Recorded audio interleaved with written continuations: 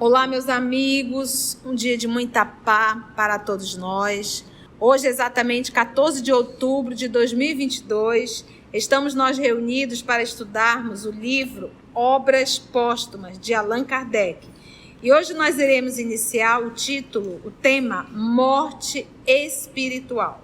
Vamos iniciar fazendo a nossa prece de gratidão a Deus.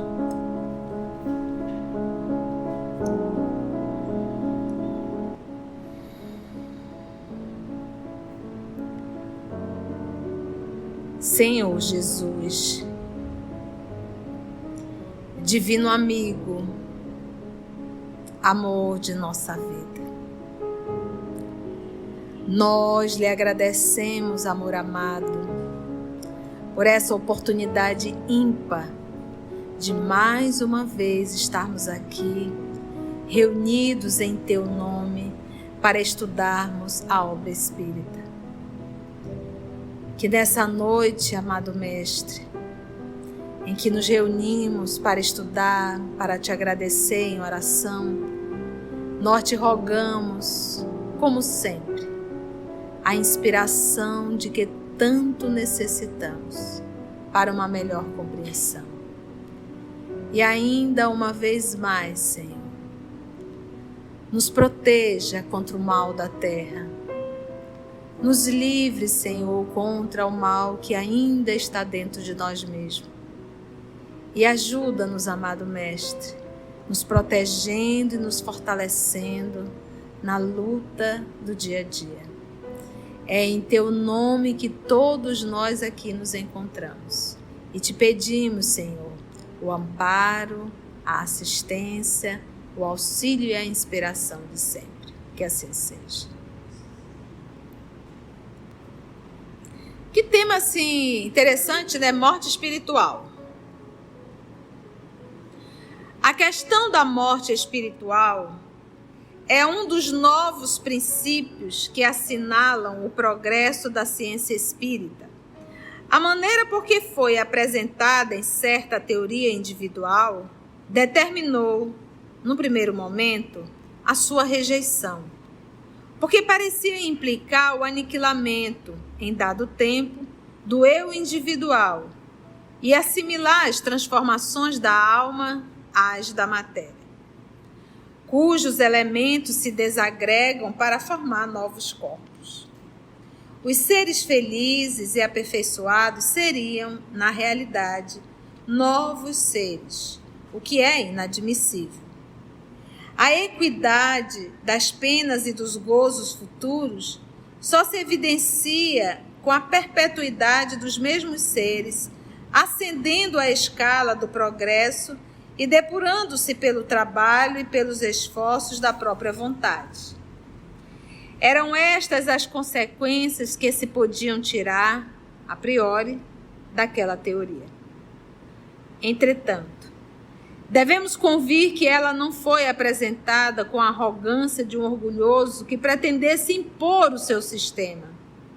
Disse modestamente o autor que apenas desejava lançar uma ideia no terreno da discussão, já que dessa ideia poderia surgir uma verdade nova.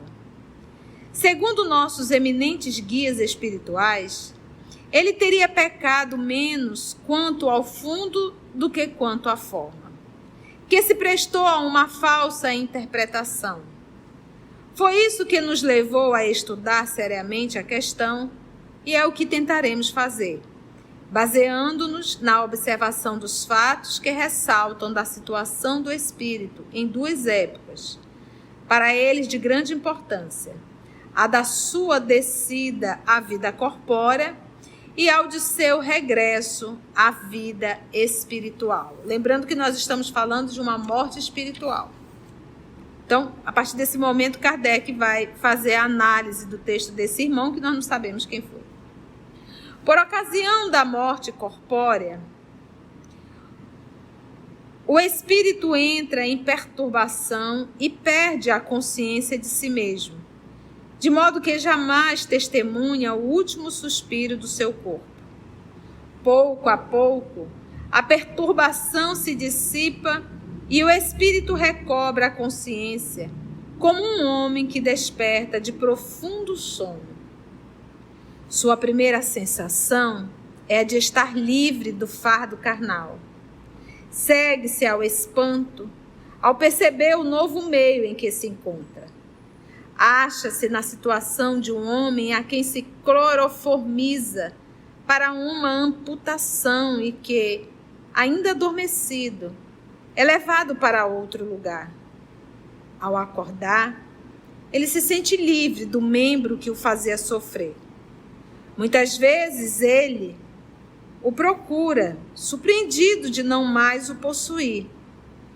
Do mesmo modo, o espírito, no primeiro momento, procura o corpo que tinha, descobre-o ao seu lado, reconhece que é o seu e se espanta de estar separado dele e só gradativamente se apercebe da sua nova situação. Nesse fenômeno, apenas se operou uma mudança de situação material. Quanto ao moral, o espírito é exatamente o que era algumas horas antes. Não passou por nenhuma modificação sensível. Suas faculdades, suas ideias, seus gostos, suas inclinações, seu caráter são os mesmos. As transformações que possa experimentar só se operarão gradativamente pela influência do que o cerca. Em resumo, só houve morte para o corpo, para o espírito apenas houve o sono. Isso a gente já sabe, né? Você sai do corpo, você não muda absolutamente nada. Nada. A única coisa que vai acontecer é que você vai largar o corpo físico. Mas o ser que você é, você leva. Seja bom, seja ruim. Na reencarnação, as coisas se passam de modo completamente diverso. Então, retornando ao mundo espiritual, a gente sabe que a única diferença é que a criatura deixa o corpo físico. E ela de repente se apercebe, ela olha e diz, o corpo está lá e eu estou aqui. Mas a sua condição psíquica é a mesma, a sua condição emocional é a mesma, a sua condição moral é a mesma, não muda absolutamente nada. Mas aí ele diz que na reencarnação as coisas se passam de modo completamente diverso. No momento da concepção do corpo destinado ao espírito, no momento da concepção do corpo, que esse corpo já é destinado ao espírito, porque nós sabemos que o espírito se liga no momento da concepção. Por isso, o espírita cristão, ele jamais irá apoiar a legalização do aborto no nosso país, tá bom? Este é apanhado por uma corrente fluídica. Este quem? Ele é apanhado por uma corrente fluídica que, o espírito, que, semelhante a um laço, o atrai e aproxima da sua nova morada, que é o corpo. Desde então, ele pertence ao corpo, como o corpo lhe pertencerá até que morra. Todavia, a união completa, a possessão real, essa possessão na condição de possuir, de se ligar, de estar no corpo, somente se verifica por ocasião do nascimento, tá? Então, ali o espírito ele está numa condição de sonolência total. Desde o instante da concepção, que é no momento que o espermatozoide fecunda o óvulo, a perturbação se apodera do espírito, suas ideias se tornam confusas, suas faculdades se aniquilam, a perturbação cresce. Olha, ele vai dizendo ponto a ponto a condição do reencarnante. Ele diz, desde o instante da concepção, a perturbação se apodera do espírito. Desde o momento da concepção, da fecundação, espermatozoide e óvulo, a partir daquele momento o espírito já entra no processo de perturbação. Suas ideias se tornam agora o quê? Confusas. Suas faculdades se aniquilam. Então isso aqui já é totalmente o contrário da desencarnação? Já. Porque a gente percebe que no processo da desencarnação, a criatura está do outro lado da forma que era nessa última encarnação dela, carregando sua personalidade, seus desejos, seus valores, carrega absolutamente tudo. No processo da reencarnação, isso já modifica um pouco. Por quê? Porque a criatura entra no estado de torpor, num estado de confusão mental total. Então, perturbação cresce à medida que os laços se apertam, né? O processo, então, ou seja, primeiro mês, segundo mês, terceiro mês, quarto mês, nono mês, aí a perturbação está mais ainda. Perturbação na condição de não ter lucidez, não ter consciência de quem é. Torna-se completo durante as últimas fases da gestação, de maneira que o espírito não assiste ao ato de nascimento do seu corpo. Olha que interessante. Como não assiste ao da morte deste. Não tem a mínima consciência nem de um e nem de outro. Fica bem explicado isso aqui, né? O processo tanto da desencarnação quanto da reencarnação.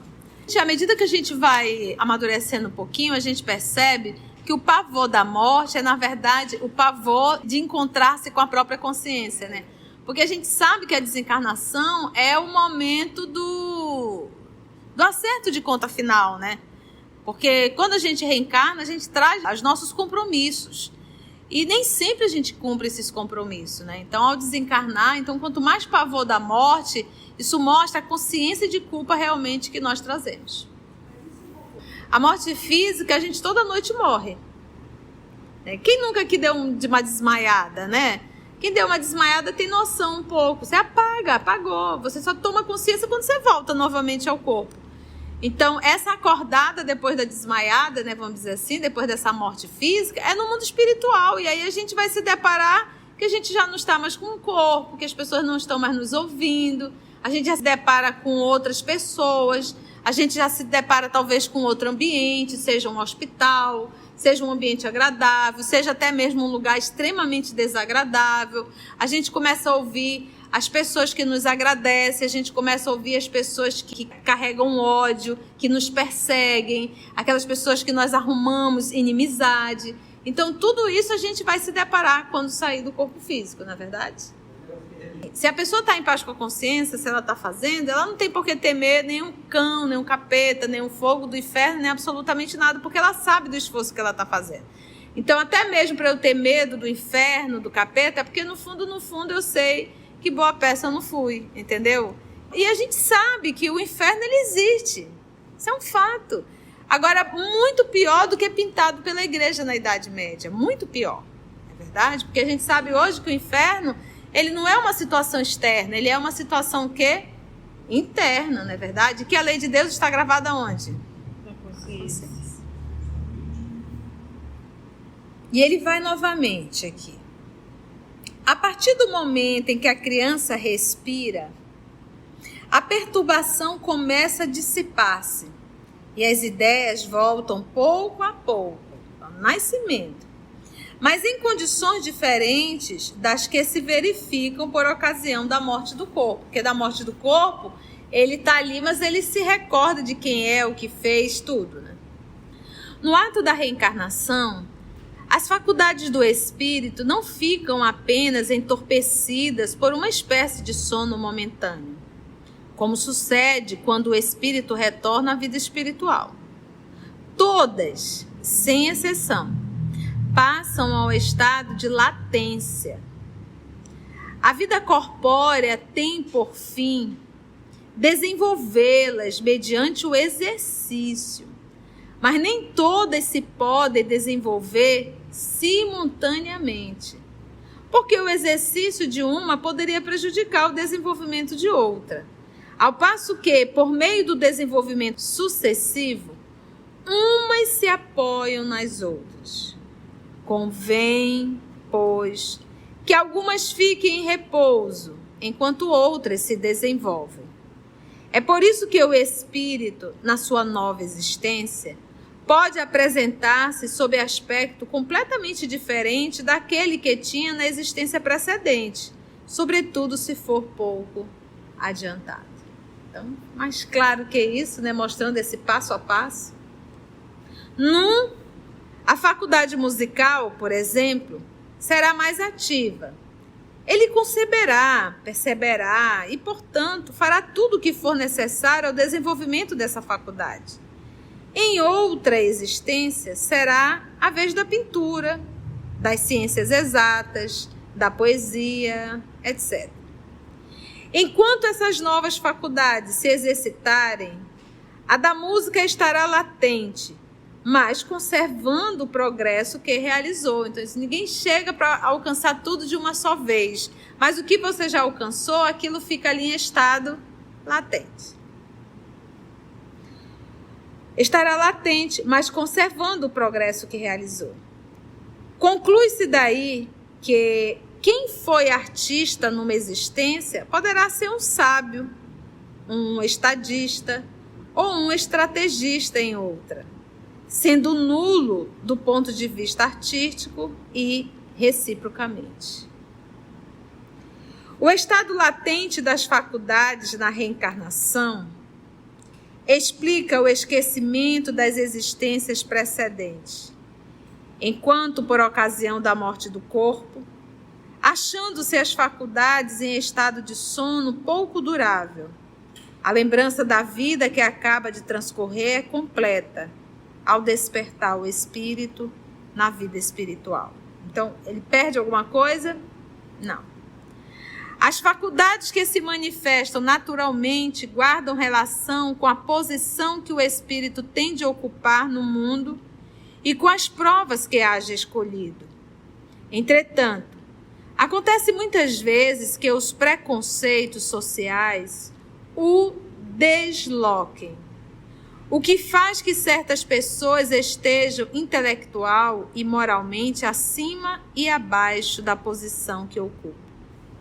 Esse deslocamento, pelos entraves que acarreta, faz parte das provas e cessará com o progresso.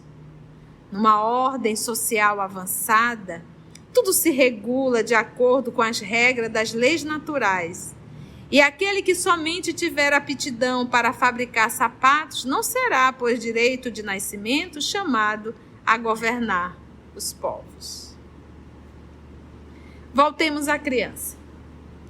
Até o nascimento, todas as suas faculdades se encontram em estado latente, não tendo, pois, o espírito a menor consciência de si mesmo. As que devam desenvolver-se não desabrocham de súbito do ato de nascer. O desenvolvimento delas acompanha o dos órgãos que terão de servir para as suas manifestações, por meio da atividade íntima em que se colocam. Elas impulsionam o desenvolvimento dos órgãos que lhes correspondem, do mesmo modo que o broto, ao nascer, força a casca da árvore. Daí resulta que, na primeira infância, o espírito não goza em plenitude de nenhuma de suas faculdades, nenhuma. Não só como encarnado, mas também como espírito livre. Ele é verdadeiramente criança, como o corpo a que se encontra ligado. Não se acha comprimido penosamente no corpo imperfeito, porquanto, a não ser assim, Deus teria feito da encarnação um suplício para todos os espíritos, bons ou maus. O mesmo, porém, não acontece com o idiota ou o cretino, que era o que se falava, como se chamava as pessoas na época. Nestes, como os órgãos não se desenvolveram paralelamente às faculdades, o espírito acaba por achar-se na posição de um homem preso por laços que lhe tiram a liberdade dos movimentos. Tal a razão pela qual se pode evocar o espírito de um idiota e obter respostas sensatas, a passo que o de uma criança de tenra idade ou que ainda não veio à luz é incapaz de responder. Então, aqui o que o professor Allan Kardec está dizendo? Quando você está no processo da reencarnação, o espírito ele entra nesse estado de torpor. Logo, esse livro dos médiuns é muito claro, é impossível você evocar esse espírito para conversar. Por quê? Porque o espírito está em torpor. Então, a mesma coisa está com 2, 3, 4, 5, 6, 7 aninhos, não tem também como fazer a invocação desse espírito, porque ele também está ainda naquele estado de adaptação. As suas faculdades, como ele diz, está latente. Já difere quando você desencarna. Então, olha o processo da reencarnação. Às vezes, algumas pessoas dizem, o bebê do fulano se comunicou. Não pode, gente, porque o espírito está em processo de perturbação. Porque ele está no processo da reencarnação, da adaptação em um novo corpinho. E todas as suas faculdades estão ali, como ele vai usar o termo dele, latente. Latente está em movimento? Não está. Por isso que ele diz aqui, ó. O espírito de um idiota, e aí ele fala assim, se você pega uma pessoa, um adulto, mesmo na condição de uma doença psiquiátrica, se você evocar esse espírito, você pode até conversar com ele, porque é o corpo físico que está danificado, entendeu? E o espírito está ali em regime de prisão. Todas as faculdades, todas as aptidões se encontram em germe no espírito, desde a sua criação, mas em estado rudimentar, como todos os órgãos se acham no feto informe. É interessante quando ele diz aqui, ele diz assim, olha que interessante, todas as faculdades, todas as aptidões se encontram em germe no espírito. Então, quando a gente fala em aptidões, a gente sempre pensa em algo que a gente conquistou, né? Ele já está latente, o que nós temos que fazer é desenvolver. Porque nós não somos filhos de Deus, nós não somos feitos à imagem e semelhança dele, nós devemos chegar à imagem e semelhança. Então, o germe está dentro de nós a ser desenvolvido, a ser estimulado. Então, em verdade, quando nós desenvolvemos uma aptidão, ela já está dentro de nós. Agora, realmente, quando a gente fala em arte, o que a gente chama de arte ainda está muito longe de ser a arte celeste. Mas já é um princípio, já é um início, a gente já começa a desenvolver essa tendência que nós temos dentro de nós, entendeu? Para o belo, para a arte, para a música, para a dança, para o amor, para tudo. Por isso que ele diz, todas as faculdades, todas as aptidões se encontram em germe no espírito desde a sua criação, mas em estado o quê? Rudimentar. Como todos os órgãos se acham no feto informe, como todas as partes da árvore na semente. O selvagem, que mais tarde se tornará homem civilizado, possui, pois, em si os germes que um dia farão dele um sábio, um grande artista ou um grande filósofo. À medida que esses germes chegam à maturidade, a providência, essa providência aí com P maiúsculo, falando da divindade, lhes dá, para a vida terrestre, um corpo apropriado às suas novas aptidões. Então, o corpo que nós temos, ela está de comum acordo com as aptidões que ainda temos a realizar. Então, à medida que nós vamos desenvolvendo, o corpo também vai passando por um processo de aperfeiçoamento. É assim que o cérebro de um europeu é organizado de modo mais completo, provido de maior número de teclas do que o do selvagem.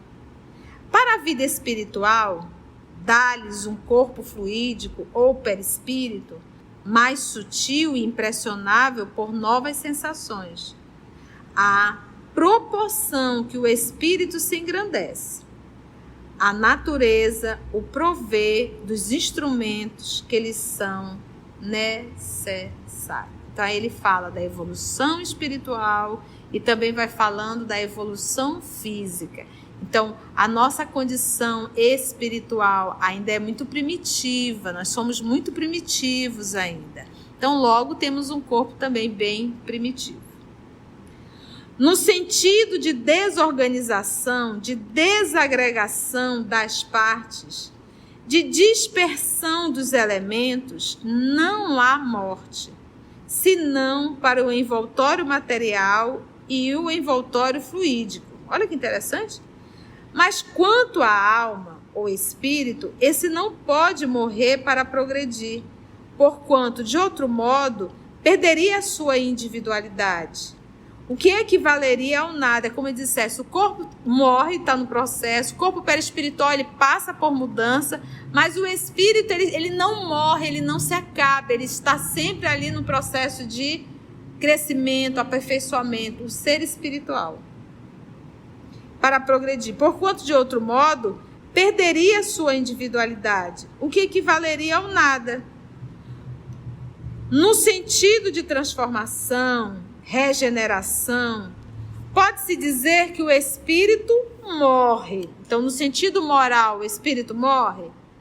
No sentido moral, olha só. Pode-se dizer, no sentido de transformação, regeneração, pode-se dizer que o espírito morre a cada encarnação, para ressuscitar com atributos novos. Então, a parte moral, sim, que nós vamos nos moralizando. É aquilo que o apóstolo Paulo vai falar do homem velho, né? É aquilo que a gente vai aprendendo de matar o homem velho dentro da gente, matar. Por exemplo, quando o nosso querido Paulo diz que ele já não mais vivia, já não sou eu mais que vive. Então, logo, Paulo morreu. Quem vive em mim é o Cristo Jesus. Então, é um nível de evolução absoluta, não é verdade? Desse espírito, né? Chegou num grau em que ele diz, eu, Paulo, já morri. Ou seja, vaidade, orgulho, nada absolutamente disso existe. Ele já chegou num grau maravilhoso, né? Ao ponto dele dizer, quem vive em mim é o Cristo Jesus, né? No sentido de transformação, regeneração, pode-se dizer que o espírito morre a cada encarnação para ressuscitar com atributos novos, sem deixar de ser ele mesmo, né? Ele não perdeu a sua individualidade, a sua condição, entendeu? Paulo sabe que ele está na condição de Paulo, mas ele já não reflete a personalidade de Paulo. Esse ele matou. Ele reflete as lições do Cristo verdadeiramente 100%. Tal, por exemplo, um camponês que enriquece e se torna grande senhor. Trocou a choupana por um palácio, as roupas modestas por vestuários de seda. Todos os seus hábitos mudaram, seus gostos, sua linguagem, até o seu caráter. Em suma, o camponês morreu, enterrou as vestes grosseiras, para renascer homem de sociedade, sendo sempre, no entanto, o mesmo indivíduo, porém transformado. Cada existência corpórea é, pois, para o espírito, um meio de progredir mais ou menos sensivelmente. De volta ao mundo dos espíritos, leva para lá novas ideias. Seu horizonte moral se dilata e as percepções são mais agudas, mais delicadas. Vê e compreende o que antes não via nem compreendia.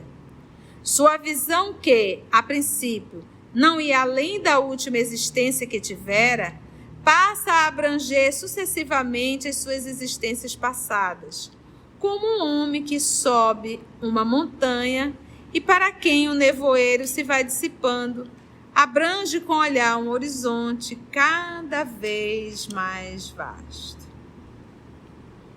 A cada novo estágio na erraticidade é aquele processo que você está aguardando uma nova encarnação. Novas maravilhas do mundo invisível se desdobram diante do seu olhar. Por quê?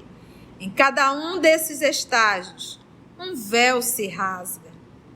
Ao mesmo tempo, seu envoltório fluídico se depura, torna-se mais leve, mais brilhante e mais tarde resplandecerá. É quase um novo espírito. É o camponês esclarecido e transformado. Morreu o espírito velho e, no entanto, é sempre a mesma individualidade. É assim, cremos, que convém se entenda a morte espiritual. Lindo, né? Então, você vê o professor Allan Kardec filosofando em relação à morte espiritual e deixando bem claro, resumindo, que é a parte moral. Foi bom, gente? Fiz uma leitura corrida, porque ela é muito autoexplicativa. O professor Allan Kardec aqui trouxe um pensamento dele e não valeria a pena nós interrompermos muito. Se Deus nos permitir, no nosso próximo encontro, iremos estudar a vida futura. Antes de orarmos em agradecimento, vamos ouvir algumas considerações da tia que destacamos neste estudo para a reflexão dos ensinamentos. Vamos aos destaques da tia?